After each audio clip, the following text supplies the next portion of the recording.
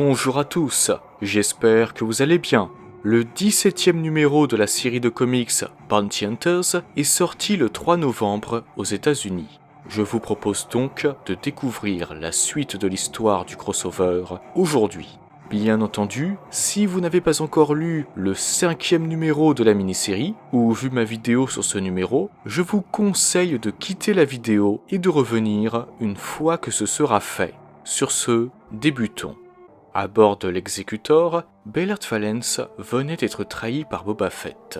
Sa fréquence cardiaque était irrégulière et il ne tarda pas à être encerclé par des Stormtroopers et des Scout Troopers. Un Stormtrooper lui déclara qu'il devrait le remercier. Ils avaient eu beaucoup d'intrus aujourd'hui, et en trouver un suffisamment stupide pour attendre dans le centre de détention leur facilitait la vie. Valance leur déclara qu'ils avaient choisi le mauvais jour pour le déranger. Le sergent pensait que Valance travaillait pour les Hutt, et selon lui, ces derniers avaient choisi le mauvais jour pour s'en prendre à l'Empire. Puis, il ordonna à ses hommes de le capturer. L'affrontement débuta donc. Pendant ce temps, à bord de l'Edgehawk, Tonga et son équipe se dirigeaient vers l'Executor. Bossk avait vu Valance arriver sur Jekkara, et Zuckuss sentait qu'il se trouvait à cet endroit précis, à bord du vaisseau de Dark Vador. Tandis que Bossk consommait des protéines pour faire repousser ses jambes, Tasulich fut envoyé à la tourelle. Puis, Losha Tarkon demanda à Tonga comment elle comptait retrouver Valance, et celle-ci lui répondit qu'elle utiliserait une ancienne fréquence de contrebandier qu'ils avaient pour habitude d'utiliser lorsqu'ils travaillaient avec Nakano Lash. Mais il faudrait être très proche du destroyer pour le faire. Elle espérait juste que Valance pouvait tenir assez longtemps pour être secouru. Au même moment, Valance affrontait toujours les Stormtroopers. L'un d'eux déclara qu'il devait retenir le cyborg suffisamment longtemps en attendant l'arrivée des renforts. Mais étant donné qu'ils se faisaient décimer les uns après les autres, la tâche semblait ardue. Un Scout Trooper sauta sur Valance et lui enfonça son électrobâton dans la poitrine. Le cyborg parvint à se débarrasser de lui sans grande difficulté et attrapa ensuite un droïde souris dont il se servit pour fracasser le casque du dernier Stormtrooper. C'est alors qu'il fut contacté par Tonga, qu'il croyait morte. Elle lui affirma qu'elle lui expliquerait comment elle avait survécu plus tard, mais que la priorité pour le moment, c'était de le faire sortir d'ici. Valance avait rendez-vous dans le hangar principal du destroyer dans 10 minutes. Puis, un pilote de chasseurs TIE leur ordonna de rebrousser chemin. S'ils ne le faisaient pas, l'Empire estimerait qu'ils travaillaient pour les Hutt et dans ce cas, ils seraient détruits. Tonga avait beau lui raconter qu'il n'était qu'un vaisseau de ravitaillement civil, le pilote ne voulait rien entendre. Mais c'est alors que Tasulich abattit le chasseur TIE. Les chasseurs TIE lancèrent donc l'assaut sur leur vaisseau. Pendant ce temps, à bord du Vermilion, Kira trouvait tout cela magnifique. Les Hutt avaient montré que l'Empire était vulnérable avant que Vador ne les élimine. L'Aube écarlate devrait boire à leur sacrifice, en l'honneur de la nouvelle ère à venir.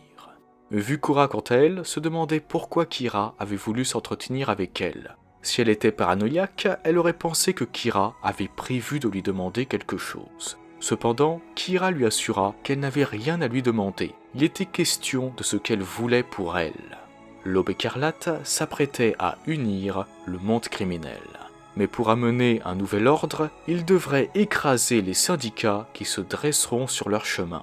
Kira souhaitait que Vucora les rejoigne en tant que chef du clan des Inflexibles, un noble syndicat avec une fière histoire qui remontait à d'innombrables générations.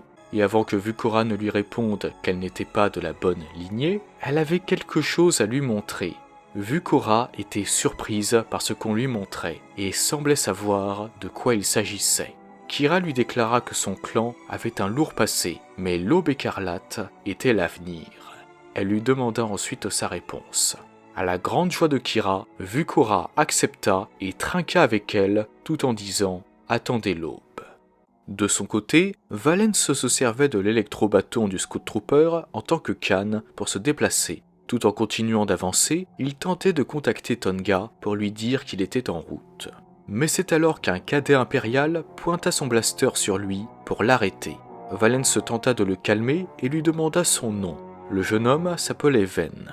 Le cyborg lui expliqua ensuite qu'il n'était pas une menace pour lui, ni pour l'Empire. Puis, il lui demanda son âge.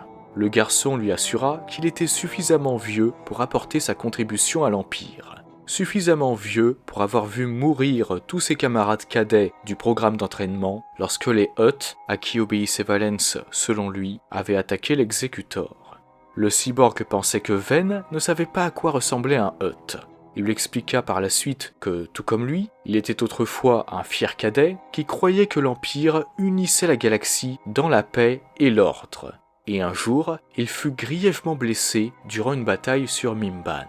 Il ne se souvenait même pas contre qui il s'était battu, ou pourquoi il s'était sacrifié. Il se souvenait seulement qu'après cela, l'Empire n'avait plus eu besoin de lui. Ven n'avait pas à répéter les erreurs du cyborg. Le garçon ne savait pas quoi faire. Son commandant avait perdu la vie pendant l'attaque des Hutt.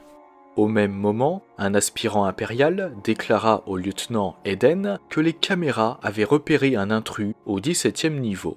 Le lieutenant lui ordonna de vider ce compartiment.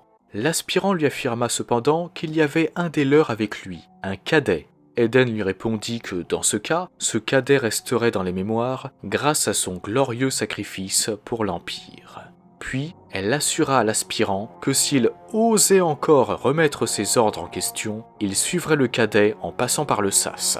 Un bruit ne tarda pas à se faire entendre du côté de Valence et Ven. Tandis que le cadet se demandait de quoi il s'agissait, le cyborg lui dit d'attraper sa main sur le champ. Mais il était trop tard. Ven fut éjecté du vaisseau. Les impériaux avaient tué l'un des leurs. Puis, Valence détruisit une des caméras, ce que les impériaux ne tardèrent pas à constater. Quoi qu'il en soit, leur banque de données avait identifié l'intrus comme étant un ancien soldat impérial, Bellert Valence. Il y avait également une note dans le dossier qui n'était pas accessible à l'aspirant.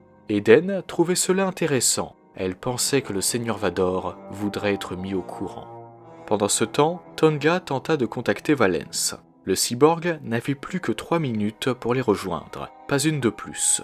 Valence, de son côté, continuait d'avancer. Il croisait un impérial sur sa route qu'il abattit rapidement avec sa paume blaster. C'était pour Ven. Puis, il finit par arriver dans le hangar impérial. Des Jump Troopers et des pilotes de TIE se préparaient à affronter les Hutt. Valence expliqua donc à Tonga qu'elle ne pouvait pas tenter d'entrer dans le hangar. Il y avait trop d'impériaux lourdement armés. Tonga ne voulait malgré tout pas l'abandonner, mais le cyborg la rassura. C'est lui qui allait venir à elle. Sur ces mots, Valence attrapa un Jump Trooper avec son grappin et lui vola son réacteur dorsal. Tandis que le soldat tombait, le cyborg quitta le hangar et se dirigea vers le vaisseau de Tonga. Mais elle devait se dépêcher de le faire monter à bord. Il ne pourrait plus très longtemps rester dans l'espace et les impériaux tentaient quant à eux de l'abattre. Valence fut surpris de voir Zuckuss venir le chercher, mais Tonga lui dit de ne pas s'inquiéter. Le Gand était avec eux. Zuckuss finit par attraper la main de Valence. Mais c'est alors que quelque chose de très étrange se produisit. Le corps du cyborg ne semblait plus lui obéir, et il fut ensuite propulsé en arrière, vers l'Executor. Zuckuss avait seulement pu récupérer le bras droit de Valence. Tonga n'avait plus le choix. Son équipe et elle devaient partir d'ici ou cela leur coûterait la vie. Cependant, elle ne comprenait pas ce qui avait pu se passer. Vador était le responsable. Il avait attrapé Valence en se servant de la force avant qu'il ne puisse s'échapper et l'avait ramené à bord du destroyer. Sans l'intervention du Seigneur Sith, le cyborg aurait pu réussir à s'échapper. À présent, il avait échoué et son cœur finit par s'arrêter. Les ténèbres l'entourèrent. Mais ce n'était pas la fin. Valence sentit la vie revenir en lui. Il demanda ensuite à Vador ce qu'il lui avait fait. Et le Seigneur Sith lui répondit qu'il l'avait réparé, car désormais, Valence le servait. Et c'est ici que se termine ce nouveau numéro du crossover War of the Bounty Hunters. Valence n'a pas pu réussir à s'échapper à cause de Vador, et désormais il le sert. Rendez-vous dans le prochain numéro de Bounty Hunters pour découvrir la suite. Sur ce, je vous souhaite une excellente journée ou une excellente soirée, que la force soit toujours avec vous, et moi je vous dis bye. Merci à toi d'avoir visionné cette vidéo. Si elle t'a plu, n'hésite pas à la liker et à la partager. Cela permet de soutenir la chaîne. En outre, si ce n'est pas encore fait, tu peux t'abonner et activer la cloche des notifications pour être au courant de la sortie de toutes mes futures vidéos. Sur ce, que la force soit avec toi, à jamais.